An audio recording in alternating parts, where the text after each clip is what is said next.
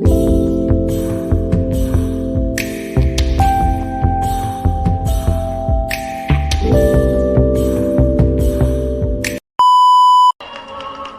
now, Thursday, June 21st, Nelson Mandela comes to Harlem. 7 years ago, while he was still in prison in South Africa, Mandela was awarded an honorary doctorate in absentia at this university. Today, he comes to the City College of New York in person to participate in a town meeting.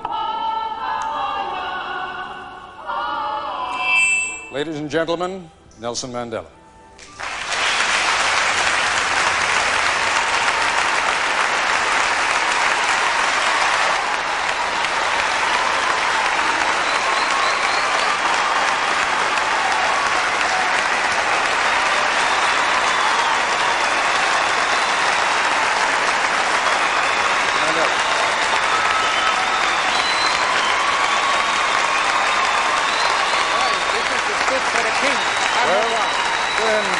Please take it. That's all we have.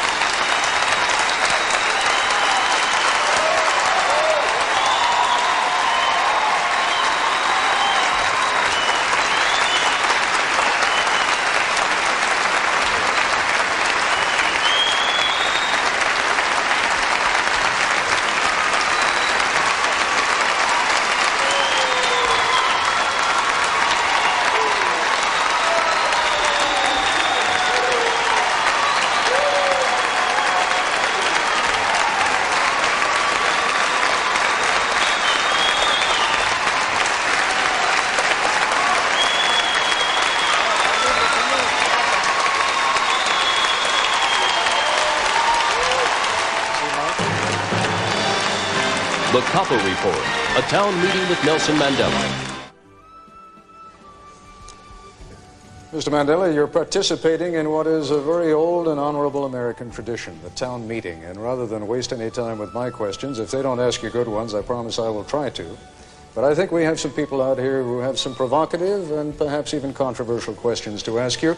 And I'd like to begin. Mr. Mandela, you've come to the United States of America. Other than South Africa, probably the most racially divided country in the world. Evidence of that is right here in New York City. We are one of the most racially divided cities in the world. The blood of our children stained the sidewalks of New York. Howard Beach, Bensonhurst, Yusef Hawkins, Michael Griffith, our grandmothers, Eleanor Bumpurs, mothers, Yvonne Smallwood. Do you think that this country, given its racial record and current history, can assume the real credible and moral leadership in the fight against apartheid? Because its hypocrisy is well known, and one wonders whether it can really do what we want it to do. And if it can, what role can we, as Africans in America, play?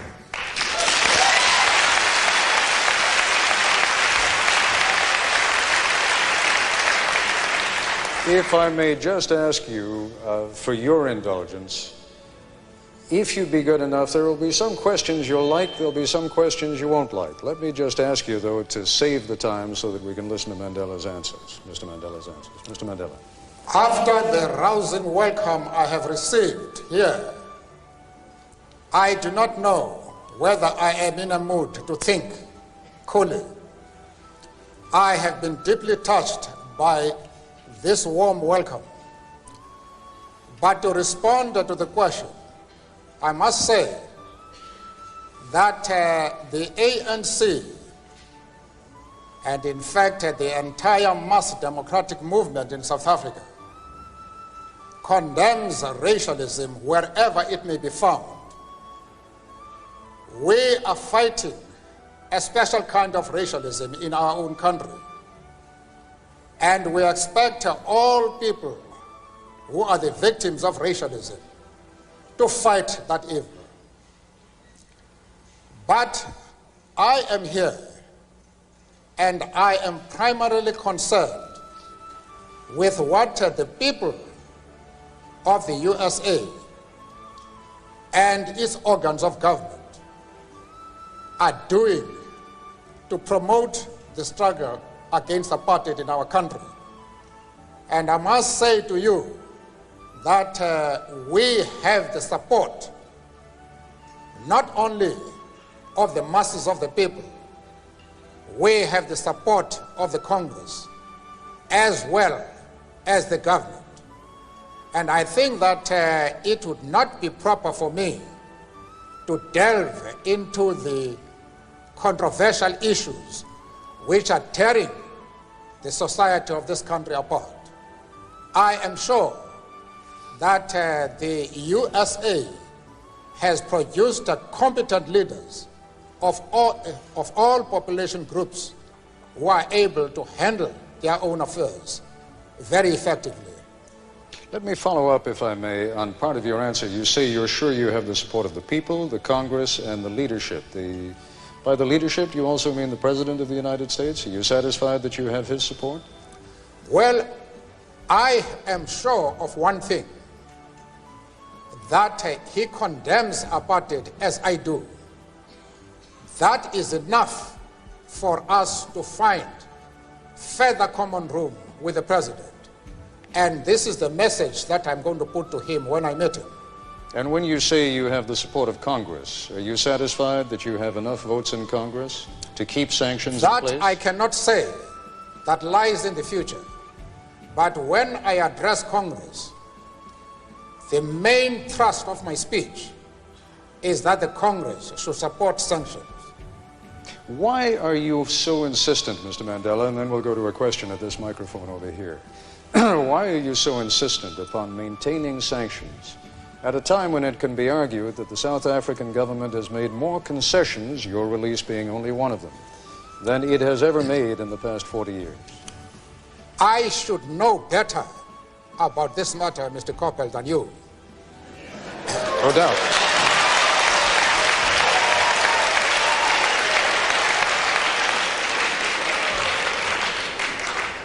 After all, it is the ANC, not the government, that is responsible for the present talks. We have been hammering the government since 1986 to meet us, and in spite of the humiliating and insulting conditions they tried to impose on us before they could agree to meeting us, we nevertheless had sufficient patience and sufficient commitment to peace as to continue hammering them to meet us. They have eventually done so, but despite the fact that the talks are now on, apartheid is still in place. The police are still killing our people as they've done over the years. Vigilante groups are openly arming themselves for the specific purpose of attacking progressive groups and progressive leaders. The right wing is also arming itself openly, and they say they are doing so for the purpose of destroying the ANC. They are calling for some of us to be hanged. Why would you think that we should now relax our strategies? What has happened? Let's move on to the next question. Amanta. My name is Gloria Tude. I was born here in Harlem. I'm a lawyer. I've lived here all my life. I'm also on the board of directors of the African Educational Foundation that's raising money to train the people of Africa for industry. I am concerned about the future economy of South Africa. I am concerned when I look at the newer countries that gained their freedom so hard fought, indeed did not demonstrate sound fiscal policy. Illiteracy is still quite large, and hunger. What? I don't think so. No, no, no, no. I don't think so.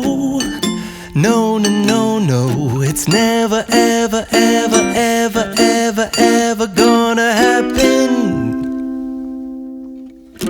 I don't think so. No, no, no, no.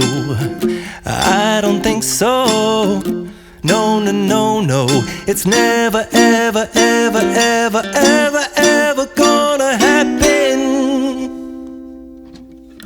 I don't think so. No, no, no, no. Maybe someday you'll have it your way. Maybe someday it'll all work out. Until then, nope, a nope, a nope, a nope, definitely nope, a nope, nope, a nope. Probably never, ever, ever, ever, ever, ever gonna.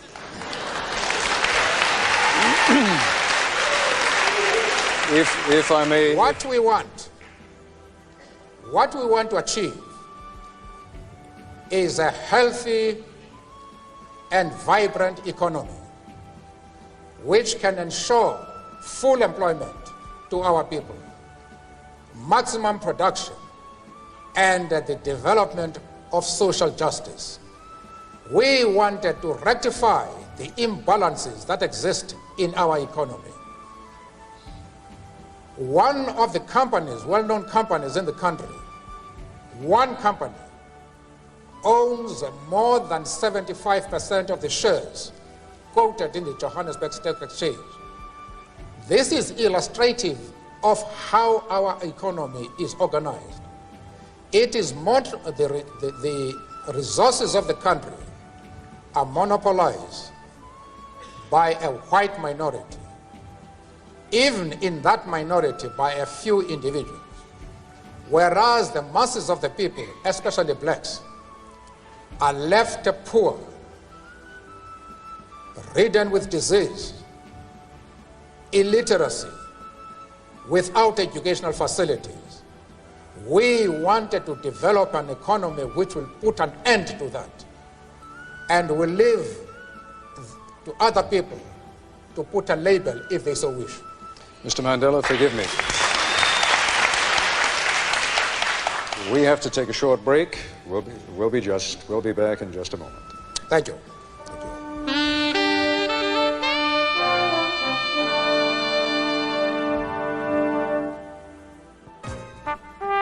The Kopple Report, a town meeting with Nelson Mandela from City College in New York, continues. And we are back once again. And Mr. Mandela, as I told you before we began this broadcast, almost all the questions will be coming here from the audience, but we also went to a couple of people back in South Africa, told them you were going to be on the broadcast, and asked them if they had any questions for you or comments that they wanted to make to you. One of those from whom we are about to hear now, and I'd like you to address your attention over to that monitor, is a man by the name of Koos van der Merwe, who's one of the leaders of the Conservative Party. Have a listen to what he has to say. Hello, Nelson. I'm a South African. I'm an Afrikaner. I want self-determination for my people in a part of South Africa. You can't have the whole South Africa for yourself. A part of it belongs to my people. Nelson, you're not going to nationalize the assets of the white people. I have worked for my banks, my mines, my businesses, and my farms. You are not going to take it. Stop your violence. Stop your sanction campaign. Stop your nonsense. Leave the violent campaign alone and come and sit down, become a normal person, and talk, and maybe that way we can find solutions. And lastly, forget communism, Nelson. It's gone. And I hope you will be well. I believe you were ill. I hope you will recover. And have a good journey. Aangename kennis, Koos.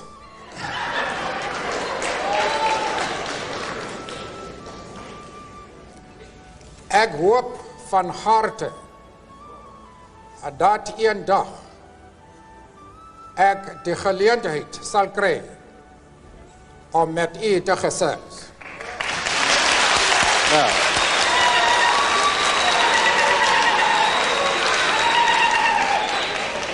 Well, just to interpret Please. what I said. I just wanted to demonstrate that I am bilingual.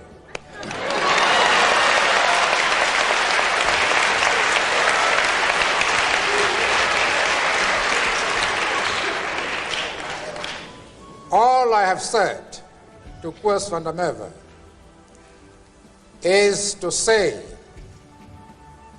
I am happy to know you. I hope that one day we shall have the opportunity to discuss the affairs of our country. That is all. Now, let me pick up, if I may, Mr. Mandela, though, on what Koos van der Merwe had to say. He represents, as you know, a small but significant segment of the white population in South Africa, which is pressuring Mr. de Klerk from that political side of the spectrum. To what degree do you feel any need to help President de Klerk deal with people like Koos van der Merwe? Mr. de Klerk is an independent, resourceful, and flexible leader. He is able on his own to deal with the right wing. The outside world will be making a grave mistake if they think they can do anything whatsoever to help Mr. de Klerk as against the right wing. In fact, for the international community to seek to do anything expressly to help Mr. de Klerk would be the best way of undermining him. Because what the right wing is doing is to tell the whites in South Africa that de Klerk is a puppet of the United States and Great Britain, and that what he's doing now is precisely because he has received instructions from those two countries. And if now the Western world comes out to say they want to help de Klerk, that is what the right wing exactly wants. You will destroy him. We, the ANC, are the only people who can help him. And we are doing our very best to help him.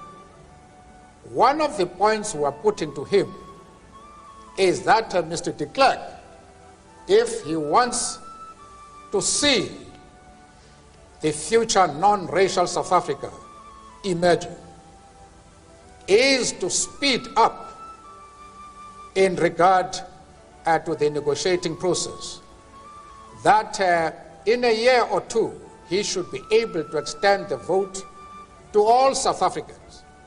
He must cease thinking in terms of solutions by seeking a mandate to whites only. He must place himself in a position where he can get the support of the overwhelming majority of the people of South Africa. And if he gives every man and woman, whatever the color of his skin, the right to vote, he will be in an extremely strong position, and there's nothing that the right wing can do. But if he continues, as he is doing at the present moment, still to think of racist solutions, solutions which are seen first and foremost as protecting the rights of the whites, he will go under. Let us move on to our next questioner at the microphone over there. Mr. Edelman. Welcome to America, Mr. Mandela. I'm Ken Edelman. Those of us who share your struggle for human rights and against apartheid have been somewhat disappointed by the models of human rights that you have held up since being released in jail. You've met over the last 6 months 3 times with Yasser Arafat, who you have praised. You have told Gaddafi that you share the view on, and applaud him on his record of human rights and his drive for freedom and peace around the world. And you have praised Fidel Castro as a leader of human rights and said that Cuba was one of the countries that's head and shoulders above all other countries in human rights, despite the fact that documents at the United Nations and elsewhere show that Cuba is one of the worst. I was just wondering, are these your models of leaders of human rights? And if so, would you want a Gaddafi or an Arafat or a Castro to be a future president of South Africa? One of the mistakes which some political analysts make is to think that their enemies should be our enemies.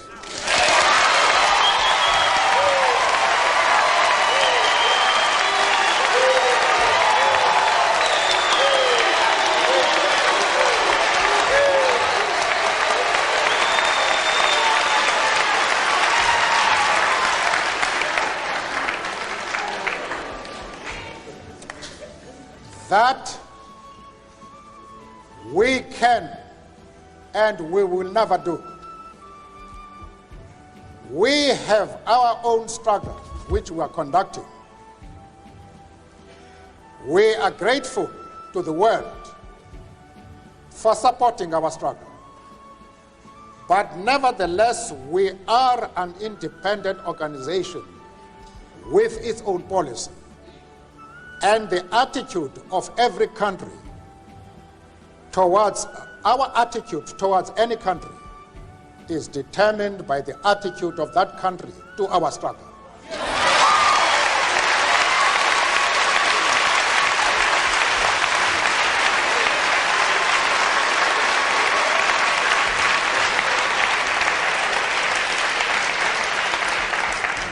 Yasser Arafat, Colonel Gaddafi, Fidel Castro support our struggle to the hilt.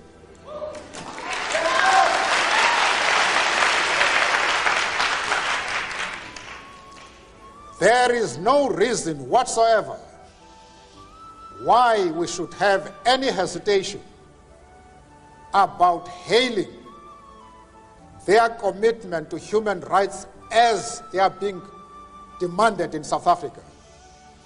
Our attitude is based solely on the fact that they fully support the anti-apartheid struggle. They do not support it only in rhetoric. They are placing resources at our disposal for us to win the struggle.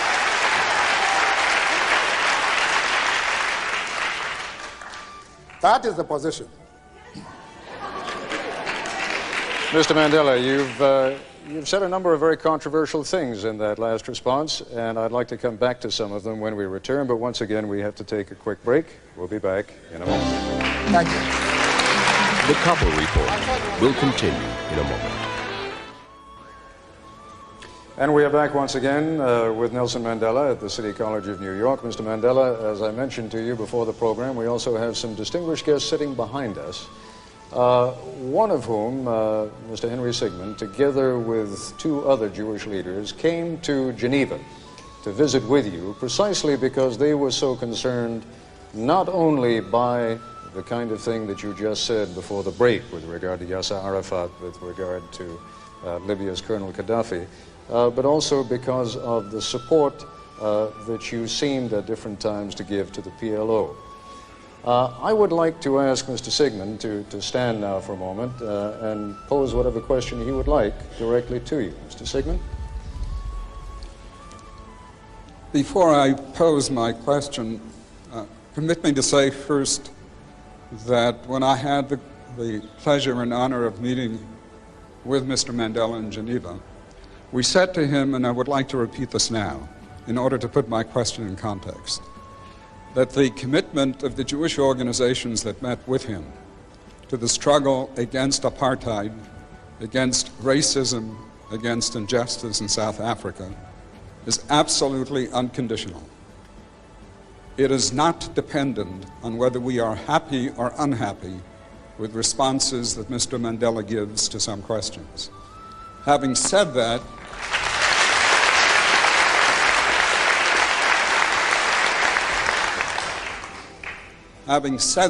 I think I would be dishonest if I did not express profound disappointment with the answer that Mr. Mandela gave to the previous question, because it suggests a certain degree of amorality It suggests that what these people do in their own countries, what a Gaddafi does in Libya, what a Castro does in Cuba, is totally irrelevant, even in terms of the issue of human rights, as long as they support the cause of the ANC. I hope that is not what Mr. Mandela meant, and I would hope that he would clarify that issue further. Mr. Mandela. Firstly, we are a liberation movement which is fully involved in a struggle to emancipate our people from one of the worst racial tyrannies the world has seen. We have no time to be looking into the internal affairs of other countries.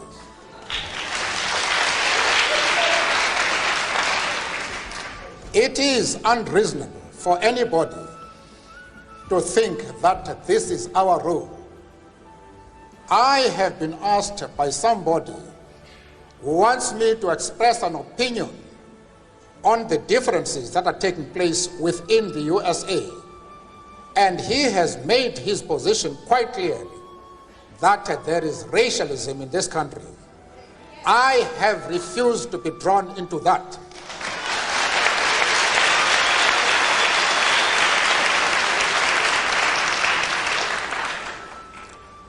Why should Mr. Sigmund accept my refusal to be withdrawn into the internal affairs of the United States?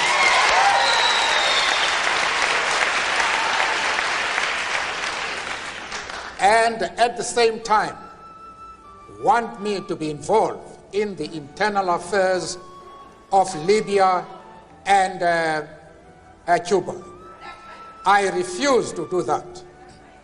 As far as Yasser Arafat is concerned, I explained to Mr. Sigmund that we identify with the PLO because, just like ourselves, they are fighting for the right of self-determination.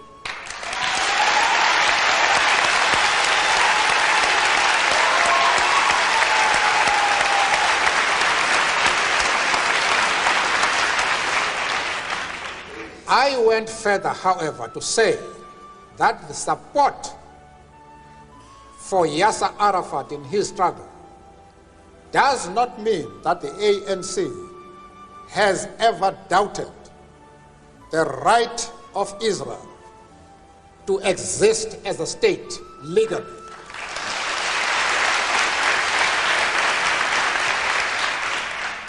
We have stood quite openly and firmly for the right of that state to exist within secured borders. But, of course, as I said to Mr. Sigmund in Geneva and others, that we carefully define what we mean by secure borders. We do not mean that Israel has the right to retain the territories they conquered from the Arab world, like the Gaza Strip, the Golan Heights, and the West Bank. We don't agree with that. Those territories should be returned to the Arab people.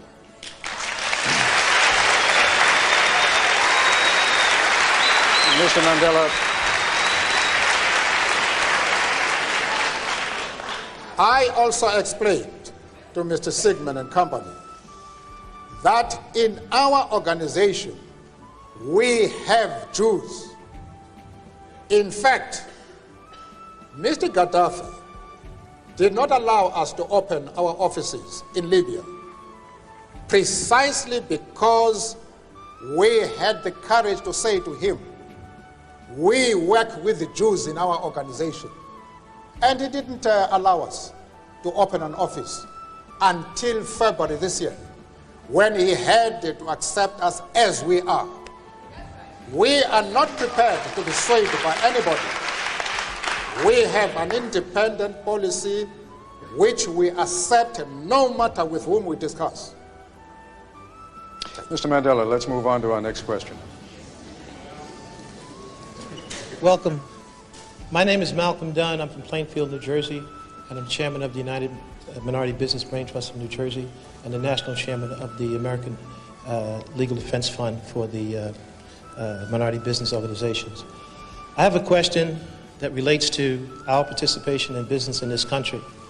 We who have gained democracy and who have reached certain levels of proficiency in business and education in various professions would like to know, what can we offer?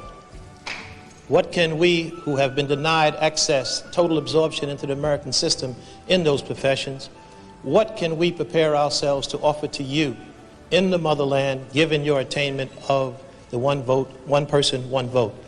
I ask this in the context of Eastern European countries being free, and the money that was formerly sent to Africa is now being diverted to those Eastern European countries. I ask also in the context that though our country has opened up its doors to people of a lighter hue before they have absorbed us fully in this country. And if you have an answer to my question, please let me know who I can contact after this assemblage to keep up the dialogue. Thank you. The black people of America, of the USA, have a lot to offer the people of South Africa in the course of their struggle. Whatever disabilities you have in this country, at least you have been exposed to opportunities which we don't have. You have better educational facilities. There is no legal color bar in this country. And therefore, you have been able to acquire, in spite of your problems, you have been able to acquire expert knowledge, skills, which we require, especially when during the post-apartheid South Africa. You can help us a great deal by making that expertise available to us. As far as the question of who you can keep in contact with in our country, that we can discuss after this occasion. All right, we're going to take another quick commercial break, and then we'll be back in a moment.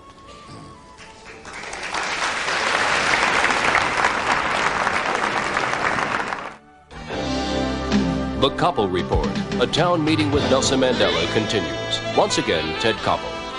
Mr. Mandela, as I mentioned to you also before you came out here this afternoon, there are black leaders in South Africa with whom you and your organization have differences. One of them, who represents many of the Zulu people, political organization known as Inkatha, is Gatsha Buthelezi. If you'd be good enough to direct your attention once again to the monitor and listen to what he has to say.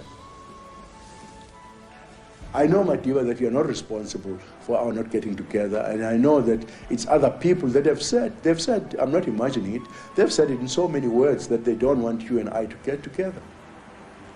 But Madiba, all these years you have been incarcerated, you know we've been in touch.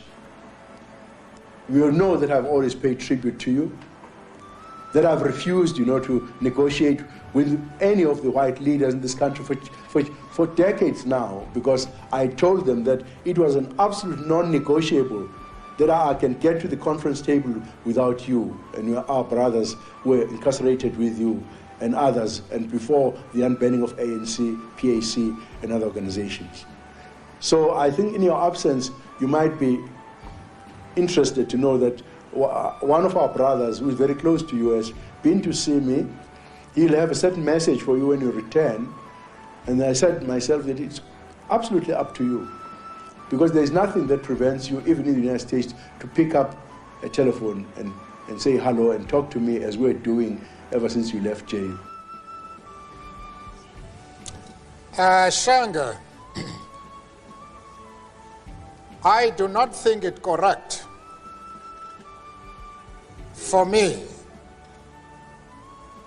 to wash our dirty linen in a foreign country, even though it is somehow our own.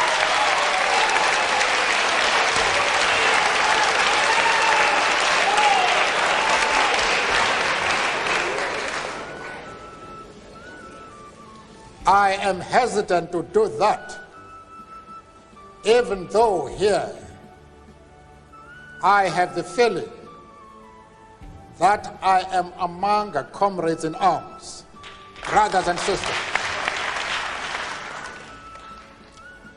One thing I would like to dispel with all the force at my command is that there is no difference whatsoever between myself and my organization on the attitude towards Inkatha and yourself in person. If I have not seen you, it is because of decisions which we have carefully discussed amongst ourselves and of which I am part. I, however, would like to repeat what you know I have said on numerous occasions. I would like the ANC and Inkatha to sit down and resolve our problems and end the violence that is going on today in Natal. But you know as well as I do that the question is no longer simple. The government has taken advantage of the differences between my organization and your organization. They are using those differences for the purpose of trying to eliminate the ANC and what they consider to be members of that organization who are a threat to white supremacy. That now is our problem. It is no longer just a question of me meeting you. I have asked Mr. de Klerk the simple question. I have said to him, you have a strong, efficient, and well-equipped army and police force. Can you tell me why the government has failed to suppress violence in which almost 4,000 blacks have been killed?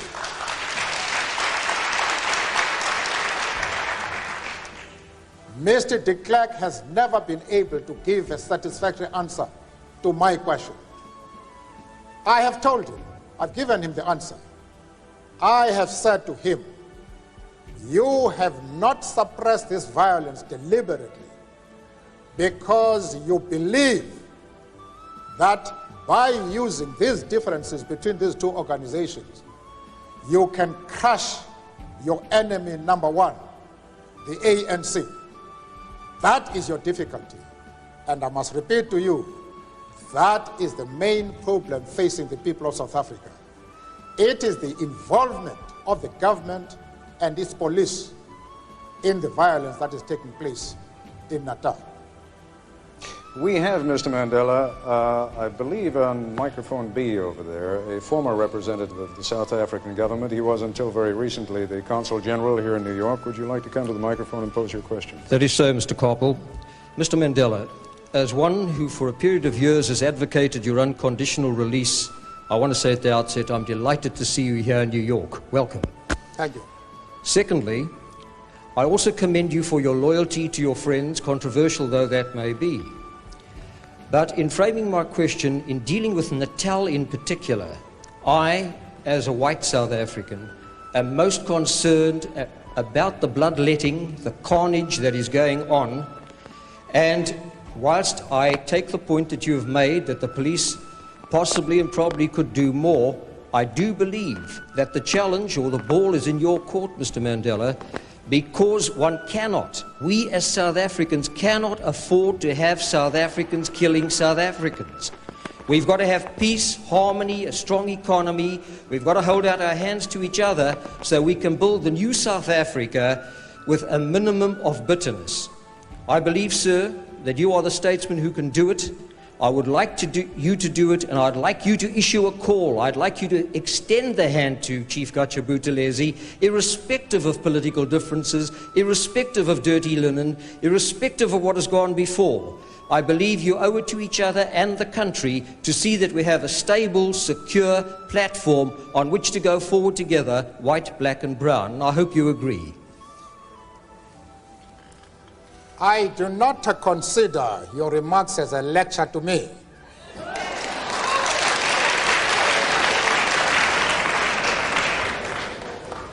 Because you would know that it is the ANC and not the government that has compelled the government to sit down and talk peace with us. It is the ANC that is mobilizing the entire country today around the question of peace. You would also know that I have made several calls at public rallies that no solution is possible in South Africa without involving Chief Buthelezi. You would know this. Yeah. I have made that call not once, but several times.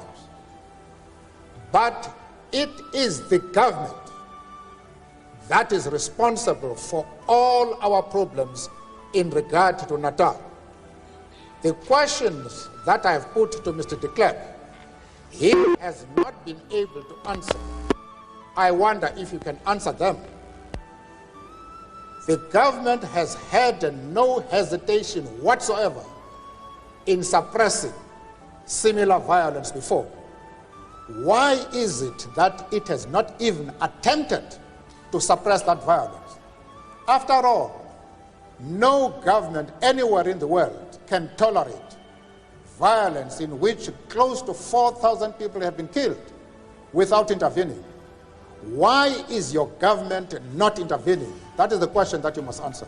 I would answer you by saying that I don't represent the government, and I would hope that the government would do exactly what you say. I do not quarrel with you, and I do not presumptuously lecture you, Mr. Mandela. I wish you well. Thank you very much. Mr. Mandela. Thank you. Thank you very much. We have ripped through the first part of this broadcast extraordinarily quickly. There are still a number of issues that we have to take up with Mr. Mandela, not the least of them being sanctions by the United States against South Africa. We will continue with that in the Nightline segment of this broadcast. Just a quick break now. We'll be back. I'm Ted Kopple at the City College of New York, and this is a special edition of Nightline. Nelson Mandela, day 2 of his visit to the United States. More celebration, more adoring crowds. A reminder to his people of how far they have come. In the words of the prophet Isaiah, we have risen up as on the wings of eagles. A reminder of how far they have yet to go. The old order is crumbling, but the age of freedom has not yet dawned. Ladies and gentlemen, Nelson Mandela.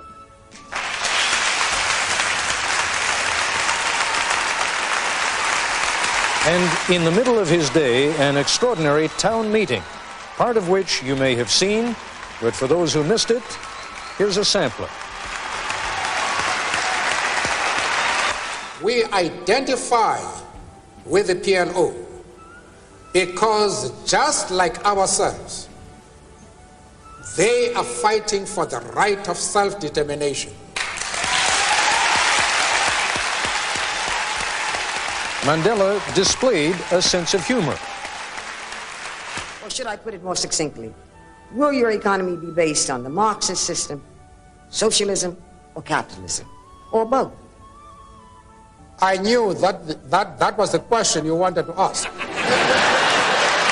He responded to his critics at home. Monitor is a man by the name of Koos van der Merwe, who's one of the leaders of the Conservative Party. Have a listen to what he has to say. Nelson, you're not going to nationalize the assets of the white people. I have worked for my banks, my mines, my businesses, and my farms. You are not going to take it. Stop your violence, stop your nonsense. All I have said to Koos van der Merwe is to say I am happy to know you. I hope that one day we shall have the opportunity to discuss the affairs of our country. There's nothing that prevents you, even in the United States, to pick up a telephone and say hello and talk to me as we're doing ever since you left jail. For me, to wash our dirty linen in a foreign country, even though it is somehow our own.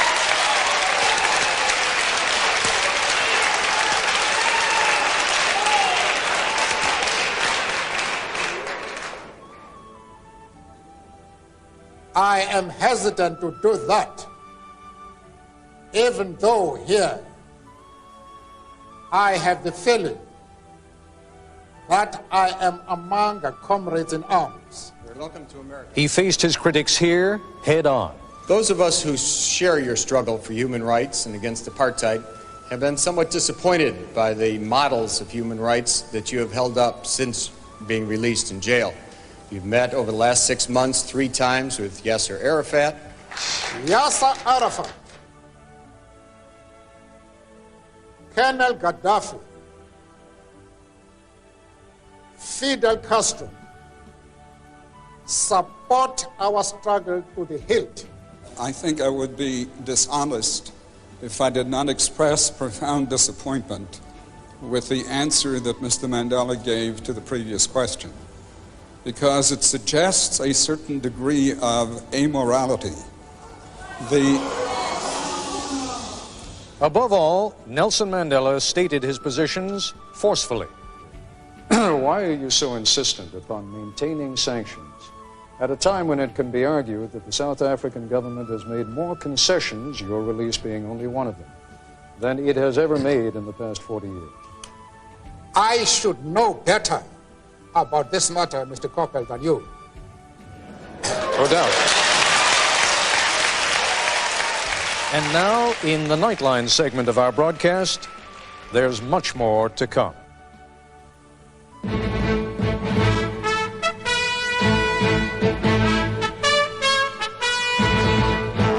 From ABC News, this is a special edition of Nightline. A town meeting with Nelson Mandela from the City College of New York. And we are back once again at the City College of New York with Nelson Mandela. And Mr. Mandela, we have just heard a number of the things that you said in our hour between 10 o'clock and 11 o'clock this evening. Some controversial things, not the kinds of things necessarily that a very political man says. If you were very political, you might have been more concerned about not alienating some people in this country who have it within their hands, within their power, either to continue sanctions against South Africa or to raise those sanctions, to lift them. Why were you not a little more political? Perhaps we're too accustomed to politicians in this country. I do not understand what you mean. Perhaps if you clarify what you are referring to, I may be in a position to comment. What I'm saying is that in this country, for example, there has been for many years a close alliance between the Jewish population and the black population in the civil rights struggle. There is likely to be a rather negative reaction to some of the things that you have said. That reaction could very well cause people to call up their congressmen, their senators, and say, go ahead, lift the sanctions. Why not? After all, President de Klerk is doing a great deal against apartheid. Only today, in fact, his number 2 man, Gerrit Viljoen, said that the government perceives itself in South Africa as being part of the anti-apartheid struggle.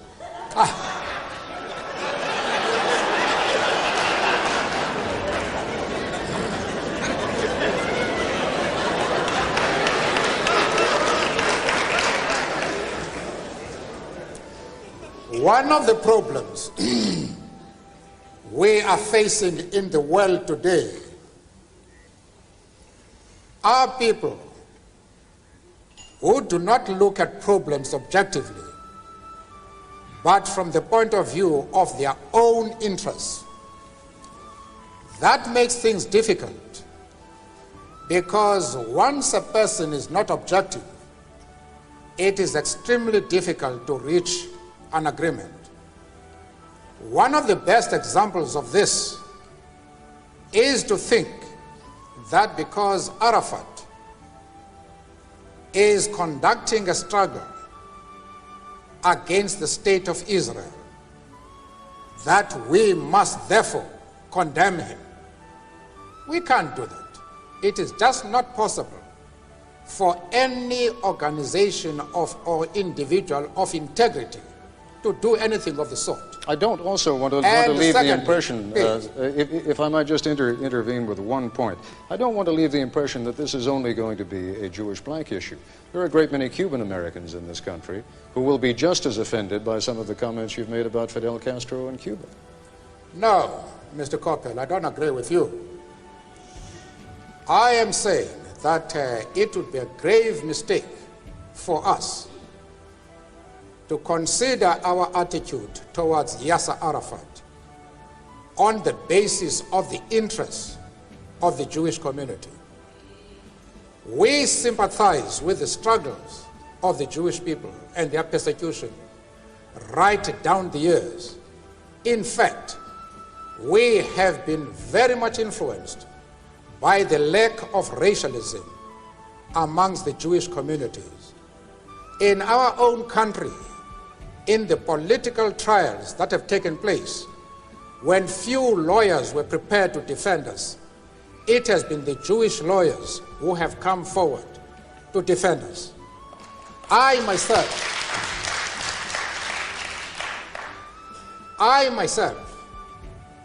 was articled, I'm a lawyer by profession, and I was trained to become a lawyer by a Jewish firm at a time when few firms in our country were prepared to take blacks. And as I have said, we have many Jews, members of the Jewish community in our struggle, and they have occupied very top positions. But that does not mean to say that the enemies of Israel are our enemies. We refuse to take that position. You can call it being political or a moral question, but for anybody who changes his principles depending on whom he is dealing, that is not a man who can lead a nation.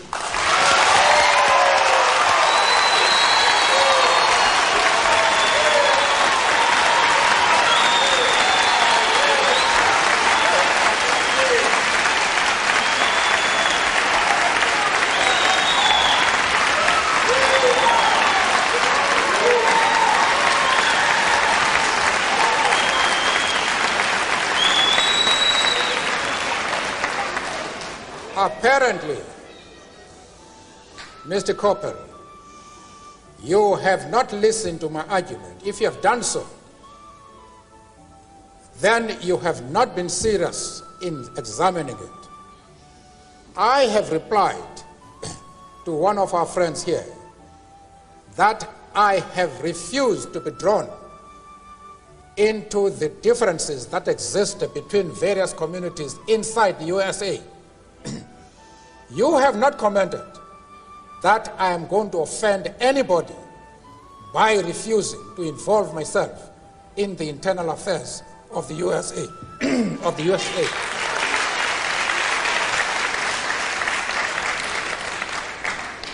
why are you so keen that I should involve myself in the internal affairs of Cuba and Libya? No. I expect you to be consistent.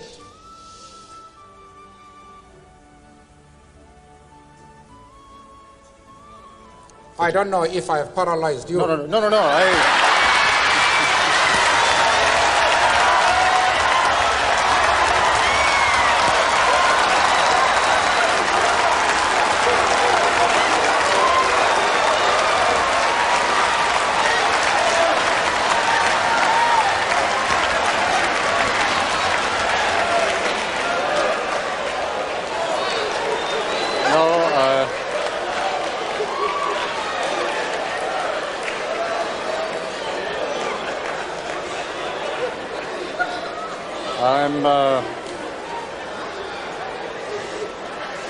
I'm afraid, Mr. Mandela, that paralysis does not set in quite that easily in my case.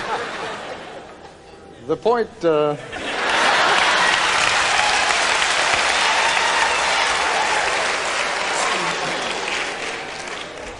since I've just about recovered from my paralysis, I want to come back to that question in just a moment, but first, we need to take a break. The point that I was trying to make, and clearly did not make with any great success, but the point that I was trying to make is that you must not be misled by what is, after all, what in this country we call a hometown crowd. These people are very much with you. You have seen that. The people who come out to see you, the people who will come to Yankee Stadium to see you, the people who line the motorcade routes to see you, you don't have to convince them. They are people who already believe in you and believe in your cause. But this is a very large and diverse country. And when I was making my observations about the lack of politicism, and in this country saying someone is not a politician is not meant as an insult necessarily, when I was accusing you of a lack of political qualities there, I was wondering whether you are conscious of the impact that you will have on a great many people who are not here today, who do not see you in perhaps the same benign fashion that so many people in this audience see. Well, as far as the Jewish question to begin with, I have had discussions at my own initiative with prominent Jewish leaders to straighten out this affair. Amongst the people I saw was Mrs. Helen Suzman, who has been an MP in our country for more than 30 years. There was Mr. Mazens, who has been a judge in Lesotho, Botswana, and the Old Rhodesia. There was the chief rabbi of Johannesburg. There was Professor Katz from the University of Witwatersrand, and an eminent community leader in South Africa. We discussed this question and all misunderstanding was clear, the question of Yasser Arafat and the PLO. I have also discussed the question with the Jewish leaders in the USA and very top people like Mr. Sigmund. We reached an agreement on this question and we saw eye to eye. Now, I don't know where your concern arises. The Jewish leaders themselves are able to determine their own affairs. Nobody else is entitled to say that the Jewish leaders are going to be concerned about your stand. Because I have had the discussions with them, and those discussions will reach consensus. But there are matters, of course, in which we did not agree. But the position which we take as the ANC, I thought we were able to explain it in such a way that it removed the concern of the Jewish community. Let's broaden it out. I am still prepared to do that even in this talk. If the Jewish leader have any doubts about our stand, I am prepared to address them and to allay their concern, because they are a very important community both in South Africa and of course in the States. And I'm prepared to iron out any differences that might exist. But they must know what our stand is. Arafat is a comrade in arms, and we treat him as such. Mr. Mandela, we need to take a break again. When we come back, we'll be taking up the issue of sanctions, sure to be one of the major questions, one of the major topics of conversation, when our guest, Mr. Mandela, visits Washington at the beginning of next week. Allow me, Mr. Mandela, to broaden the subject out a little bit and to introduce now another distinguished guest here, Senator Boren, who indeed will be called upon very shortly to vote upon the issue of sanctions. Senator Boren, I wonder if you'd be good enough to stand up and to give me your assessment of how much trouble do you think Mr. Mandela is going to have on this issue? How warmly will he be received in the U.S. Congress? Ted, I think he's going to be very warmly received by people in both parties and by the administration as well. While there may be some differences of opinion on certain issues, like positions on Arafat and Gaddafi, I think the American people understand what has gone on in South Africa. We have seen families divided because they've been classified according to race. We know that people are denied the right to vote because of race. We know that people are detained and not even given a trial because of race. And the American people, regardless of party or position on other issues, are not about to relieve the pressure until that system is changed.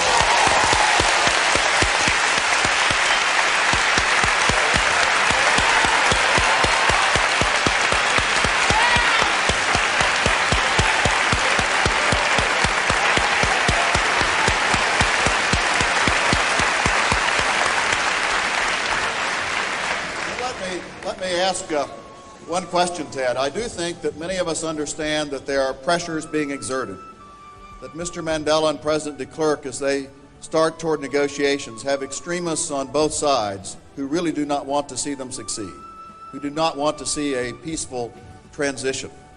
And we're concerned. I understand why we must not release the pressure, and I think there's a bipartisan decision not to do that. The President has reached out to us in Congress to say that he will consult with us on any future policy decisions that are made. But I wonder if there are some positive signals we could send, positive to both Mr. Mandela and to Mr. de Klerk as well, that would reach out to help South Africa, that would show our encouragement for these negotiations, and that perhaps could help the country as it does move to a non-racial democracy. Can you give us a for instance, Senator, and then have Mr. Mandela perhaps respond? Helping the schools. I know that black children in school, only 1 out of every 5 even has a textbook, because the past government has spent 8 times as much educating white children as black children. Are there positive things we can do, Mr. Mandela, at this point to send a signal both to you and to Mr. de Klerk that we encourage progress in these negotiations that are going on?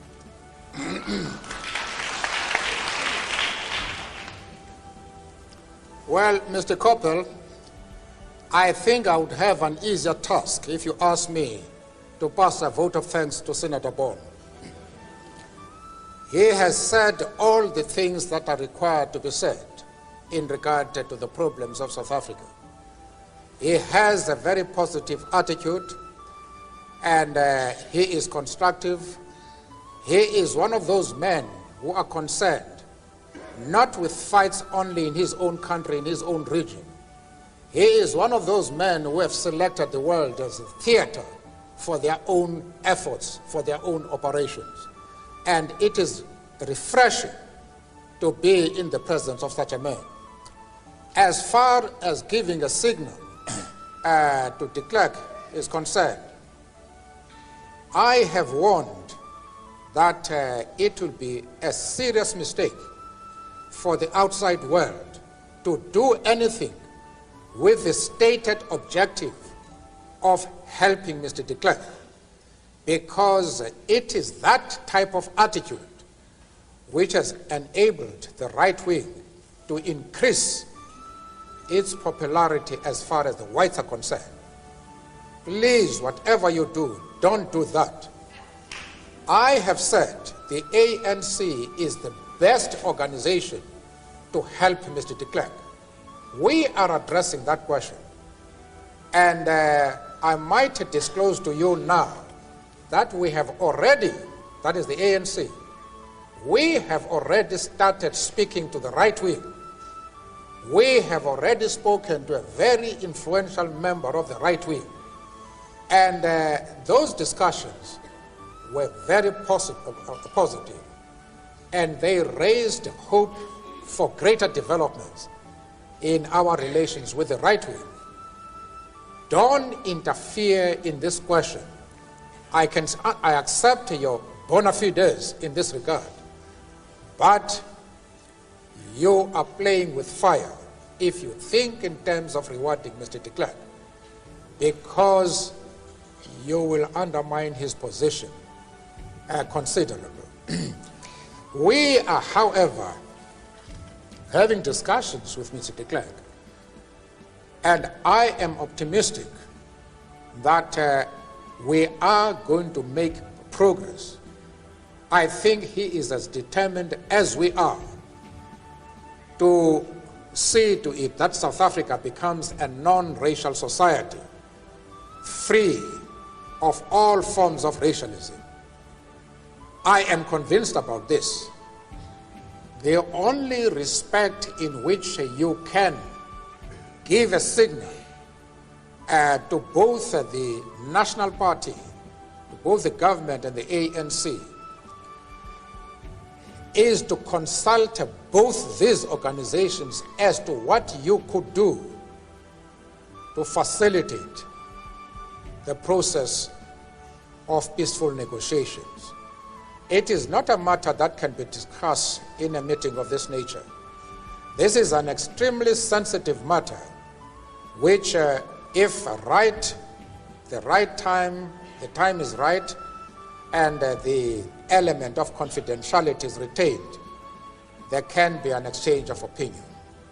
But to think in terms of rewarding one side, one party, and that is de Klerk, is a serious mistake. You raise an interesting question. We're going to take a break, Mr. Mandela, but I hope that when we come back, let me pose the question to you right now. You can think about it for a second. You are speaking of not rewarding the two sides, and yet, of course, when it comes to rewarding the ANC, one of the things that you are doing over here is trying to raise money for the ANC, which could be perceived by some as rewarding one side in this debate. I would like just to take a pause now, and then when we come back, I'll ask you to respond. Back in just a moment.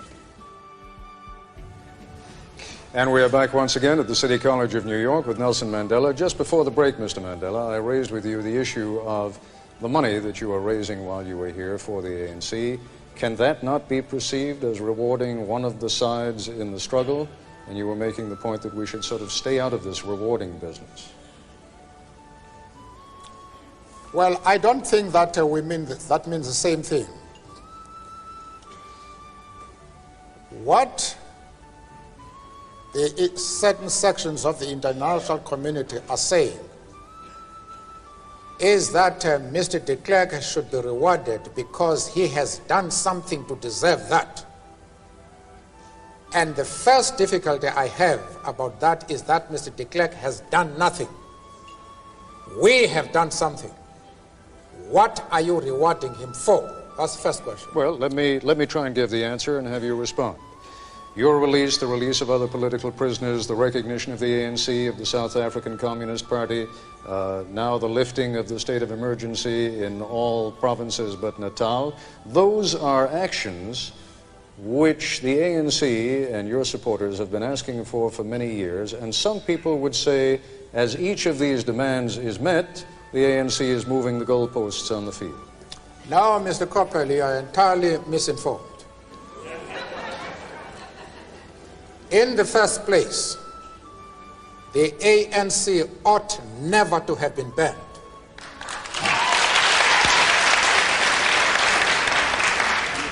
Secondly, my comrades and I ought never have been sent to prison.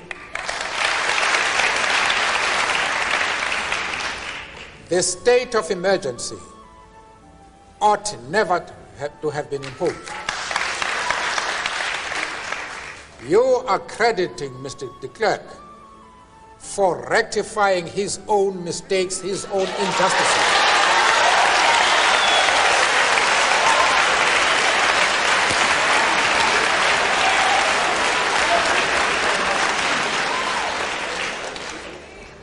You must remember that in enforcing apartheid, many of our people have been killed. And many of our people have been executed for resisting a policy which the government now admits is an evil system. What are you rewarding him for as against that background? That is the question. Let me turn the question around if I may. Just a moment, Mr. Kopple. No. We have come here to say we are fighting against injustice. Help us as the masses of the people of South Africa who are living under repressive laws, a repressive system. Help us to destroy repression. There's no question of reward. We are not saying to the outside world, help us, reward us for having negotiated, initiated the peace talks. We are saying that reward should go to the people of South Africa as a whole, not to any particular organization. Could it not then be argued, Mr. Mandela, that you will use the same arguments no matter what, because clearly you would argue, and I think with some justice, that until South Africans have one man, one vote, until the system of apartheid, in all of its aspects, is removed, those are all injustices by your definition, correct? Are you then arguing that sanctions against South Africa should not be lifted until every one of those injustices is removed? The people of South Africa, the frontline states, the Organization of African Unity, the non-aligned movement, the General Assembly of the United Nations are all agreed that until fundamental and irreversible changes take place in the policy of the country, sanctions must be maintained. I am not here putting forward the views of an individual or of an individual organization. I am putting to you what is being said by the entire world. They insist that sanctions should be maintained until fundamental and irreversible changes take place in the policy of the country. Mr. Mandela, we've just about used up all of your available time, but we will have time for just one more question when we come back in a moment. Mr. Mandela, I know that you are out of time. We are at least out of our time with you, but I wanted us to end on a point of wisdom. And when in doubt, always go to a youngster. Let's go for the last question to the young man at the microphone over there. My name is Bernard L. Charles III, and I'm 8 years old. And I'm very glad that you're free, Mr. Mandela. And if there's anything any of us can do, just send us a postcard with anything that you want us to do, and we'll do it. Even raise money.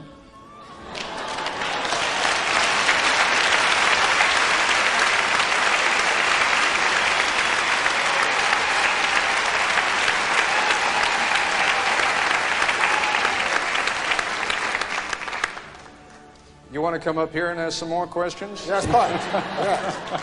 All right, while the young man comes down here. That's very good. That's very good. While the young man comes down here so that he can shake hands with Mr. Mandela, I would like to extend my thanks to Mr. Mandela, to all of our audience, and to our distinguished guests who've been with us here this evening. Come on up.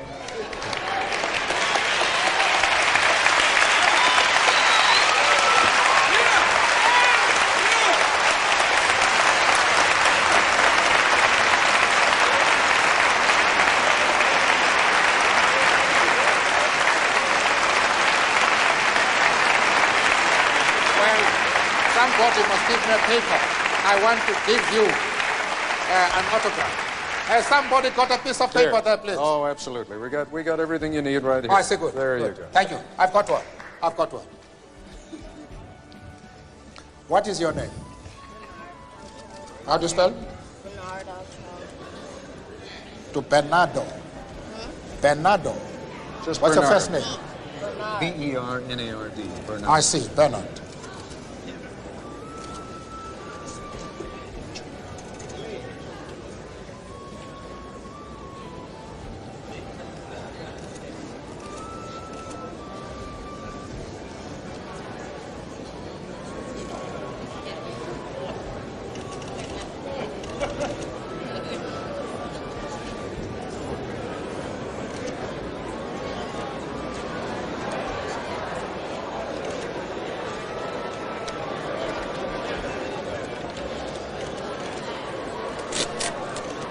Thank you very much. Thank you. Thank you. Well, Bernard, thank you very much. Thank